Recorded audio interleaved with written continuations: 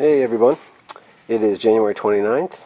It is a gorgeous day down here and working on the car a little bit. Don't have a whole lot of progress to show, but I did come across something that might be beneficial to somebody else that is doing a similar restoration. If you're replacing floors, pans in your car, there's some information you might want to know. Here are the two pans that I've got. Now the one on the left is from Wolf Steel.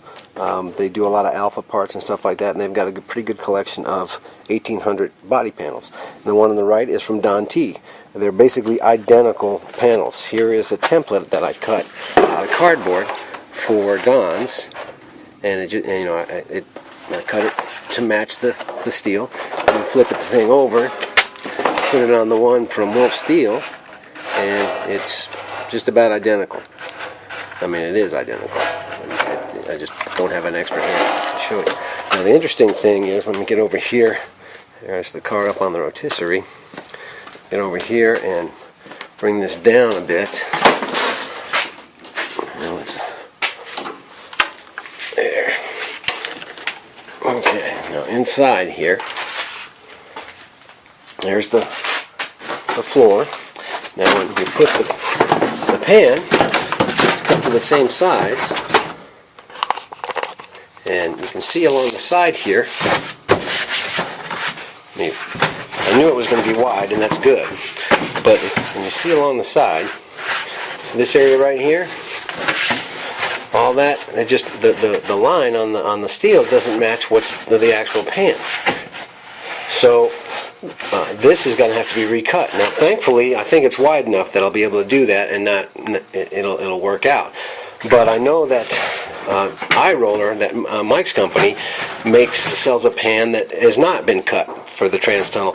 And if I had to do it over again, I probably would have gone ahead and bought his, because you got to cut the whole thing anyways, no matter where you buy it. So just some nice to know information there. Another thing I want to show you here as I rotate the car back up. Here we go. Yeah. This is the outer skin of the rocker, and the inner rocker looks to be in pretty good shape. So I think all I'm going to replace is the outer skin. I know I have my ring on, Kent. I'm not going to take it off if I do anything big. This area here, which looked really nice when I bought the car, was when I hit it with the blaster, it was full of fiberglass patches all along here.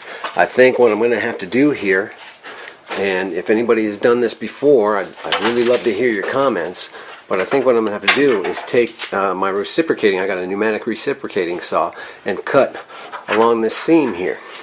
Get it free from the frame rail, and then slide that piece in. I did order that piece from iRoller, this piece here. I did order this, and get that in place, and weld that, up here, and then put the frame rail back on there. And anyways, that's the plan before I put the floor pans in. I'm going to redo all this area. So if anybody else has experience with that, I'd love to hear your suggestions. And this is just the results of the blasting from last weekend. Didn't blast down the bottom because that's coming out anyways, but boy, that undercoating was very stubborn. And when the pans are all done, I'm going to blast it again, scrape everything down, and then blast it again. And this rotisserie is really great. It's pretty well balanced, and it doesn't get away from you. Oh, this is something you might find interesting. My sons have discovered an alternative use for 5 Volvo wheels and tires. That was a lot of fun to watch them jump their little sister's bike into the pool. And we're going to go, my wife, Mrs. Tolvo, and I are going to go cruising tonight.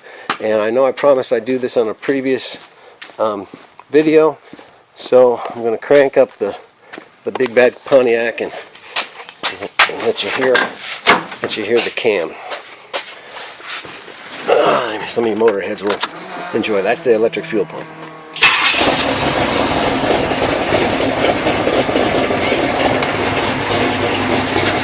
There's Mrs. Tolvo.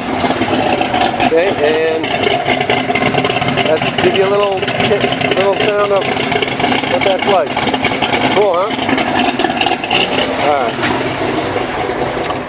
All right, I'm showing off. I'm gonna end this. I just thought you might be interested in hearing the Pontiac. I know the Volvo is not going to sound that way, but it'll sound pretty good in its own right. It sounded even good when I first got it, and even with the motor not running well at all, it had a really cool sound to it. Anyways, that's it, and I hope you guys have a great afternoon. Bye-bye.